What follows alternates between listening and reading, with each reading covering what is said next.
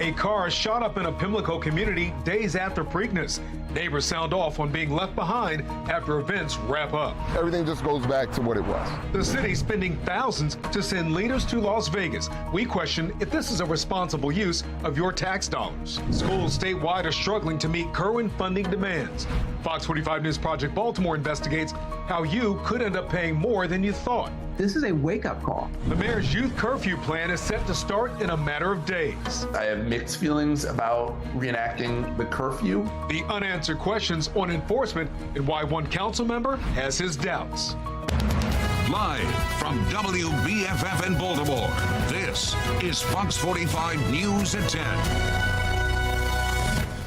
Good evening, I'm Kai Jackson. And I'm Mary Bubala. Another 15-year-old shot over the weekend. He is one of nearly 40 young people to survive shootings this year. And a renowned civil rights attorney is calling out the Baltimore public school system, saying failing schools are fueling the school-to-prison pipeline. And tonight, bullets fly through a neighborhood blocks from Pimlico Racetrack just one day after city and state leaders spent the weekend there touting Baltimore City. A majority of those leaders are now in Las Vegas, and it has some people in the community saying they are feeling abandoned. We've been abandoned. They abandoned us. That's the way it seems. We have team coverage starting with Fox 45's Keith Daniels and the concerns from the Pimlico neighborhood. Keith? Well, Guy and Mary, the gun violence that's happening across the city, up close and personal at one man's home. And tonight, his frustration over police presence that he says seems to come and go. In Park Heights, an alarming afternoon for Jimmy Harper, sitting on his front porch with a friend with a crime scene in front of his home on Oakley Avenue. Somebody need to do something about the guns. Too many guns out here. Police responded just before 3 o'clock. A report of destruction of property and gunfire. A car hit by bullets, the back window blown out, but no sign of a victim or shooter. The driver apparently jumped out, ran away. Gun violence less than a mile away from Pimlico, 2 days after Preakness, the city's big event, just 2 minutes away from Harper's home. Harper's concerned tonight, security after an event with much police presence. On Preakness weekend, you see a cop on every corner. You see them all over the place. But after Preakness over with, you do good to see one. We've been abandoned. They abandoned us. That's the way it seems. Harper chuckling now, but understands he lives in an area that's historically struggled with crime, which is no laughing matter. According to police data, just this year, there have been at least 129 crimes reported in the Central Park Heights district.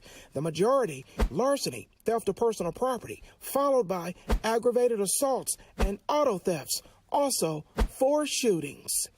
Will Hanna. Why can't we get the same security for the people that live here? Community leader and chairman of the new Park Heights Community Development Corporation, speaking out mainly about Mayor Brandon Scott, who continues to tout that crime is down, notably the number of homicides and shootings. When the mayor says those numbers are down, those numbers are only down from 2022. They're on par with 2021. We have the same number of homicides that we did in 2021 today. So the numbers are skewed and the message is skewed. Back on Harper's porch, his Preakness point of view. I can understand them on to make people safe during Preakness.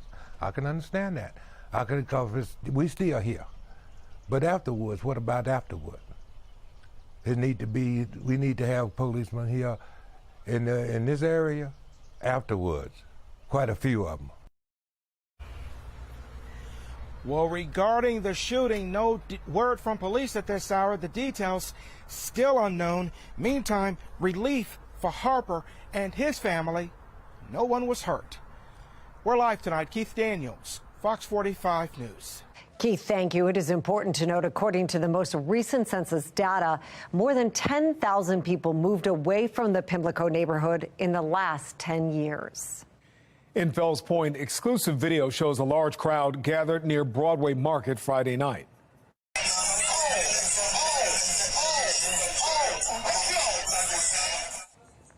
And take a look at this. The video shows people dancing on cars as music blares from a loudspeaker set up in front of Broadway Liquors. The owner of that business says the crowd kept customers away. She says it felt unsafe and forced her to close early.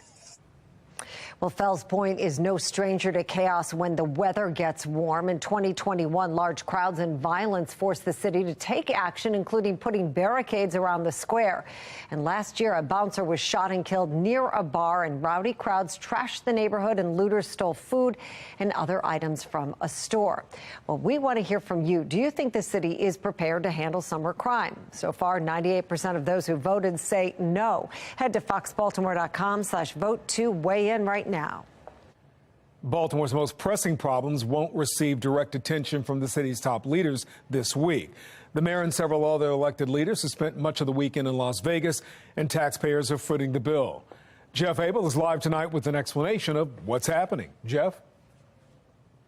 Well, city leaders flew more than 2,000 miles to a shopping center convention in Las Vegas this weekend. It is a $22,000 gamble, which is far from a sure bet. Just minutes after the mayor appeared in the Preakness Winner's Circle on Saturday, he boarded a plane en route to another win. This one in Las Vegas, where the mayor and 6 other city leaders are attending a shopping center convention where they'll attempt to hammer out deals with developers of retail stores. City officials like to travel on the taxpayer dime. They like to spend somebody else's money. Just want to make sure, Madam Clerk, that we noted that I'll be abstaining on my own travel request. Earlier this month, the city's Board of Estimates approved without question the expenses for the city's conventioneers. There was $2,900 for Mayor Brandon Scott, $3,100 for City Council President Nick Mosby, $2,400 for Councilman Mark Conway, more than $4,000 for Councilman Eric Costello, $2,400 for Councilwoman Sharon Green Middleton, and more than $3,000 apiece for 2 more staffers at City Hall. Total cost to taxpayers, more than $21,000. There are no checks and balances in this system. There is no oversight. You have city officials that are spending $3,000 per person on a trip that could only cost about $1,300 or $1,400. I'm not saying we're going to getting out $22,000 worth. Former Mayor Sheila Dixon, who has previously attended the convention, believes it does have value and points to local projects which she says are a result of the convention, like the Target in Canton, the new development at Reisterstown Plaza, and the Target at Mondawmin, which has since been demolished. It's definitely worth being there because companies want to meet the leadership and know that bringing their business to the respective cities, that they're going to benefit from it. But the contingent of Baltimore's conventioneers keeps growing. This year, the chairman of the city's Public Safety Committee attended the convention, and it's unclear if the chairwoman of the city's Economic Development Committee is even attending the convention. Her $2,400 in expenses did not include the registration for the convention. This really is a good case for why the Board of Estimates needs to be changed and restructured. This can't keep on happening. Someone has to put a stop to this eventually. It appears Marylanders who live outside of Baltimore haven't dodged the tax bullet either. It turns out the governor and his contingent are also in Vegas tonight and plan to attend the same convention tomorrow. We're live tonight. Jeff Abel, Fox 45 News. Jeff, thank you. Well, nationally known civil rights attorney Ben Crump is doubling down on his commitment to Baltimore City and the thousands of students who are struggling in the classroom. Fox 45's Mackenzie Frost spoke with Crump about the lawsuit he's joining against city schools. Ben Crump says he's committed to seeing Baltimore City students soar, and to do that, he says everyone needs to put politics aside to address these problems. But in our experience, Baltimore's leaders aren't really interested in talking about the problems. For more than a year, When one child fails, we all fail. parents have been calling on City School CEO Dr. Sonia Santelises to resign. That push after Fox 45's Project Baltimore uncovering grade-changing and ghost students happening inside Augusta Fells High School. City Council calling a hearing, but not really diving into the issue. Curious how we're doing around stocking soap in all of our schools. Coach Staley led the Dunbar boys track and field team to their first state championship. How do we get great, wonderful, supportive teachers Then Giovanni and Shonda Patterson filing this lawsuit against Baltimore and city schools, claiming their tax dollars are being misused because students are not getting a quality education. Since then, 23 schools had 0 students who were tested able to do math proficiently. We owe our children at least the basic quality education, but without a quality education, their future is so bleak from day one. Is that why you joined the lawsuit in Baltimore City against the school system for a failing system? I did, because we put all politics aside, we put all special interests aside, and we tried to focus on the children. Civil rights attorney Ben Crump bringing his national spotlight to Charm City to shine a light on the problems happening inside classrooms in schools all over the city. It doesn't seem like it's rising to the level of urgency that perhaps it should be. That's what we have to continue to do, to use whatever platforms we have, whatever influence, to remind them that our children's education is a crisis issue. Ignoring that crisis is a pattern for many leaders in Baltimore. State Delegate Sandy Rosenberg blaming Fox 45 News for the failures of some schools. Do a school story about something succeeding in the schools, I'll respond. You never do. So, who do you hold accountable for the failing? Boss. Just needed to ask you about the 23 schools that have 0 students who are... Delegate Stephanie Smith. Who do you hold accountable for that? Walking into a committee room instead of answering. Mayor Brandon Scott not seeing math scores plummeting as an urgent issue. That's no surprise to anybody. This is what we should be talking about here. We knew that this would happen. Even when another council hearing was called for those math scores, little time was focused on the issue. And after, chairman of that committee, Robert Stokes, unwilling to place blame at the top. Are you satisfied in the CEO's ability to do this job and to steer the school system moving forward, given all of the challenges that lie ahead? There's a lot of challenges. It's a lot on her plate. She's not new to this, though. Stokes' comments mirroring what Mayor Scott has been saying. Do you agree with those calls to see the city school CEO resign, and do you think it's time for a change in leadership? I think that what we need is for folks to understand a couple things, that our young people were learning at home last year. Yet the problems continue year after year for students in Baltimore. My time has been, poor from every part of the country. And the reason I keep coming back to Baltimore is I believe Baltimore can be the key to the education crisis all across America. Why do you say that? Because if the citizens can make sure that we have accountability and productivity, then that could be a model for cities just like Baltimore and every state in America. And why Crump says he's not going away from the issue, even if Baltimore's leaders are turning the other way. I sent some questions to Mayor Brandon Scott's office asking him to respond to Ben Crump's comments about putting politics aside, all for the sake of city school students. The mayor's office ignoring those questions. In the newsroom, Mackenzie Frost, Fox 45 News. Coming up on Fox 45 News at 10 o'clock tonight, local governments across Maryland are scrambling to find a way to pay for the Kerwin education plan. After the break, Project Baltimore has a look at what it could mean for your wallet. And still ahead, there's continued scrutiny of the FBI, and some are now calling for an investigation. Why some are looking for a past solution. Another gorgeous day coming up for Tuesday. Highs well into the 70s to near 80 and lots of sun, but there could be some rain on the way for Memorial Day holiday weekend. I'll let you know what days could be wettest in my Weather Authority forecast. Plus, Baltimore City is set to start enforcing its youth summer curfew in just a few days, but there's still a lot we don't know about it. Well, Fox 45 News is demanding answers.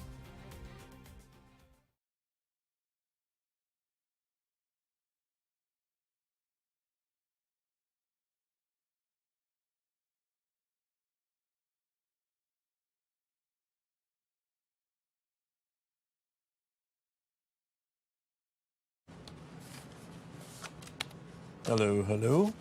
Check 1, 2, 3, 4, 5, 6, 7.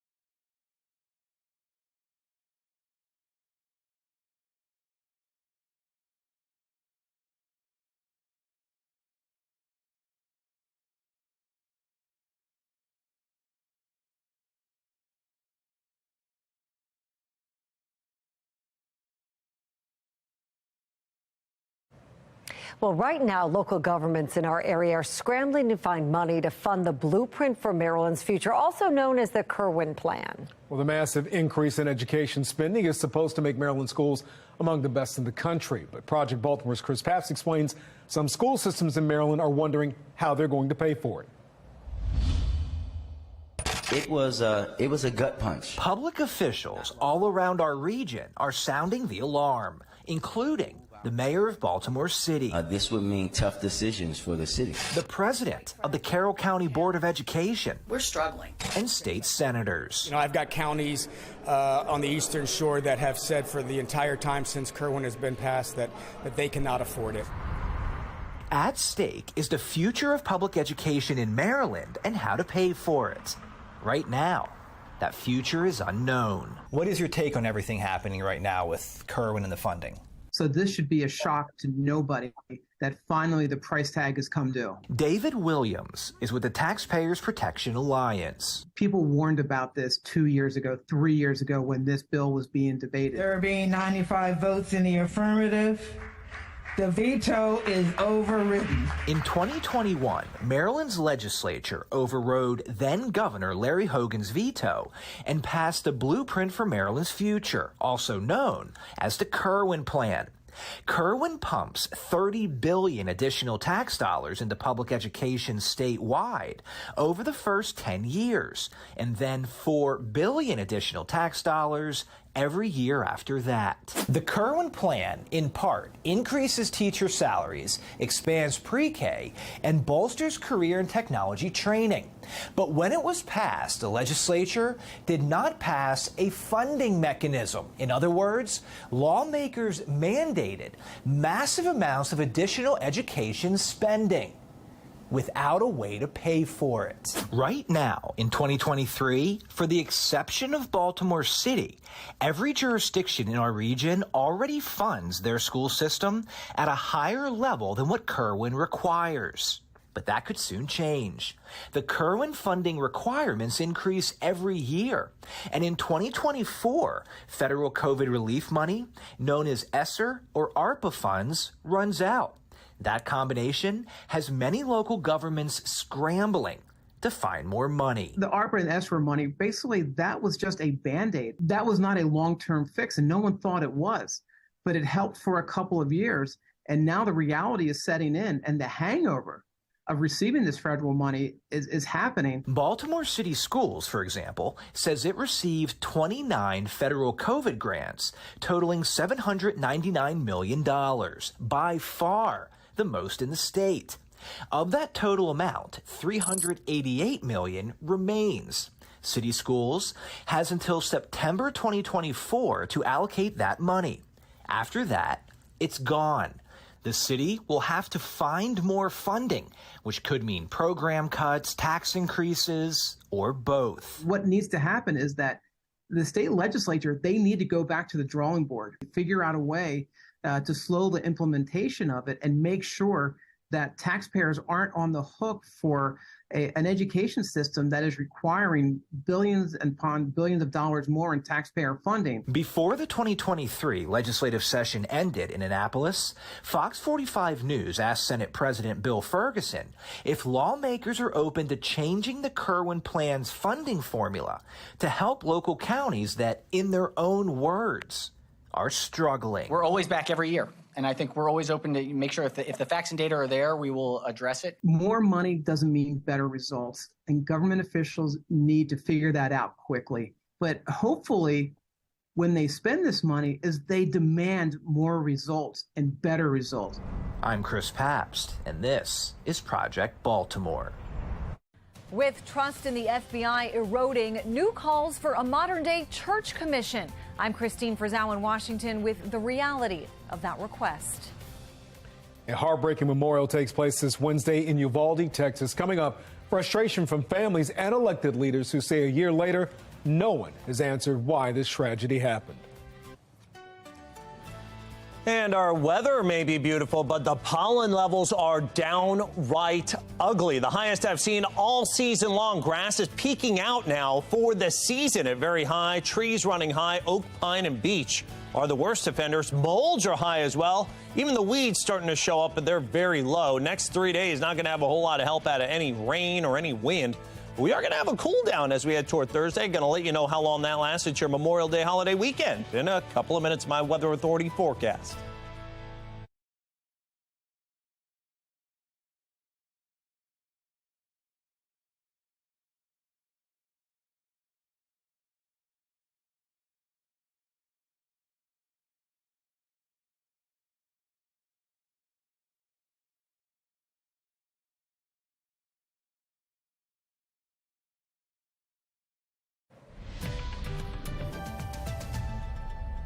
Tonight, with allegations of misconduct by officials inside the FBI piling up, there are growing calls for accountability, some even suggesting a need for a modern-day investigation of federal agencies called a church commission. Well, national correspondent Christine Frizzao takes a look back and weighs whether a similar move could be successful today. From the Vietnam War to Watergate, amid a deep distrust for government, calls for accountability. We have a particular obligation to examine the NSA in light of its tremendous potential for abuse. What became known as the Church Committee, led by Senator Frank Church, was formed to investigate the NSA, the CIA, and the FBI. Fast forward to today, and some are drawing similarities, with public trust in law enforcement like the FBI eroding. Feels like we're in the moment that we need a real church committee. Republicans argue they already have such a committee, one that focuses on the weaponization of the federal government. Its chairman, Jim Jordan, pointing to the John Durham probe, which determined the FBI improperly launched an investigation into connections between the Trump campaign and Russia, as well as to recent testimony by employees inside the FBI who say they were retaliated against for speaking out about wrongdoing, including those pursuing more information about President Biden's son, Hunter. This story of government abuse and political treachery is scarier than fiction. It really happened. But it should be noted, unlike the Church Committee, which was bipartisan and went after people in both parties, the Weaponization Committee tends to target Democrats, its agenda and witnesses picked mostly by Republicans. It's a pivot from just a few years ago, when Democrats scorned the FBI for its role in investigating presidential candidate Hillary Clinton, leading up to the 2016 election. And following the terror attacks of 9/11, when many Democrats criticized the Bureau for its overuse of surveillance and secrecy. Today, defending the FBI against attacks by former President Donald Trump. This is not a committee on the weaponization of government. This is a committee for the weaponization of government. An agency supposed to remain outside of politics, once again finding itself at the center. I'm Christine Frizzao reporting. And that brings us to our national question of the day. Do you think there needs to be reform at the FBI? So far, 82% of those who voted say yes. You can head to foxbaltimore.com/vote and click on the Pulse tab to weigh in. Baltimore City is set to enforce its youth curfew starting Memorial Day. The questions Fox 45 News and other city leaders still have days before enforcement begins. This whole thing with the fireworks and juveniles, this is unheard of. A White Marsh community shaken after a car is set on fire with fireworks. Details of the case that have residents pretty shocked.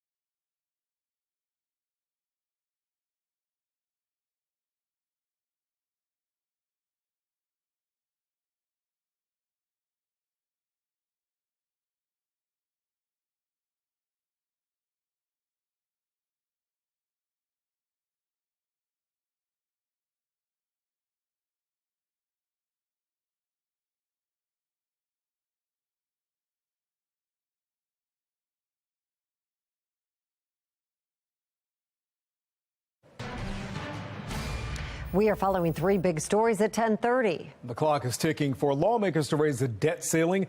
House Speaker Kevin McCarthy and President Biden continue to negotiate. A look at the toll the stalemate is already taking on the economy. A White Marsh community rattled after a car is set on fire with fireworks. We're hearing from residents about this latest case of juvenile crime. Baltimore City will start enforcing its youth curfew in a few days, but not everyone is optimistic about how effective it will be. Personally, to be honest, I have mixed feelings about reenacting the curfew. Enforcement will start this Memorial Day, but the mayor has been tight-lipped about how it will happen. Fox 45's Rebecca Pryor has the lingering questions about the curfew. I think that with something like a youth curfew, it only works if everybody understands it. Councilman Zeke Cohen, among the many city leaders eager to learn more about Mayor Brandon Scott's plans for a citywide summer curfew. A measure the mayor announced more than a month ago in response to surging juvenile gun violence. I want everyone to hear me and hear me very clearly. We are going back to the old days. We will be enforcing the youth curfew. But since then, how exactly the curfew will be enforced has been anything but clear. Time and time again, the mayor choosing to keep the specifics a secret. Memorial Day is when it will start, and Memorial Day is when we'll be showing everybody what we're and how we're going to be doing. You know, you don't want any ambiguity. Some city leaders arguing Memorial Day doesn't give them enough time to inform their constituents or raise concerns before the plan is put in place. I would have loved to have been engaged earlier on in the process. Cohen sits on the committee now summoning members of Scott's administration to City Hall this Wednesday. The agenda simply listed as a public hearing to discuss details of the youth curfew. Personally, to be honest, I have mixed feelings about reenacting the curfew. Cohen says he plans to question the effectiveness of the measure and whether or not BPD has the manpower to execute the controversial tool. BPD is strained, and so I question whether having police officers serving to escort children to curfew centers is the best use of our very limited law enforcement capacity. I think the number one question they should ask is enforceability. Political analyst John Dede weighing in with a list of his own questions he thinks city leaders need to be asking. How do you plan on enforcing this, and what are going to be the consequences? Are you going to be actually putting them in the back of the police car and calling parents? What happens if you have a confrontation? And what happens if the kids start running? Questions Dede says the mayor's office may be avoiding on purpose. I think the reason there's a lack of information is they really don't have everything all together. Leaving the council, parents, and Baltimore City children in the dark as the mayor's Memorial Day deadline quickly approaches. Rebecca Pryor, Fox 45 News. New tonight, a former Baltimore police officer is charged with child sex abuse. Police say 56-year-old Larry Tucker is facing 9 counts of sex abuse of a minor, multiple child pornography charges, and more. The alleged abuse took place between 2011 and 2013. Tucker was arrested this afternoon. A 14-year-old girl is in custody accused of planning an attack on a school bus with 3 other teens in Prince George's County. She's being held without bond. Police are still looking for another 15-year-old boy. Detectives say held a gun to a middle school student's head and pulled the trigger 3 times, but the gun malfunctioned.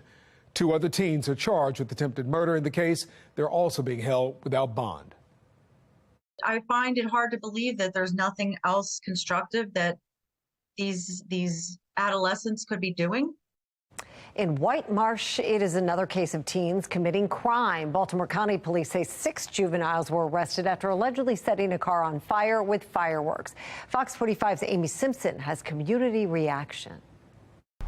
We've learned those juveniles arrested are likely middle schoolers, all 6 of them just 13 or 14 years old. It happened in broad daylight, just after 3:30 last Wednesday afternoon. Baltimore County police say fireworks were thrown onto a car, and that car caught on fire. The White Marsh Volunteer Fire Company said it also responded to help put out the flames. Police said as the teens ran from the scene, they allegedly threw more unlit fireworks into the nearby Chipotle. For Lowe's or Best Buy or Target, there's a lot of big box stores there. The incident taking place in the middle of a busy retail hub off of Campbell Boulevard. Today, security seen patrolling the parking lots. Some areas also under highly visible surveillance. These cameras spotted in one parking lot, though cameras themselves are not always a deterrent for criminal activity.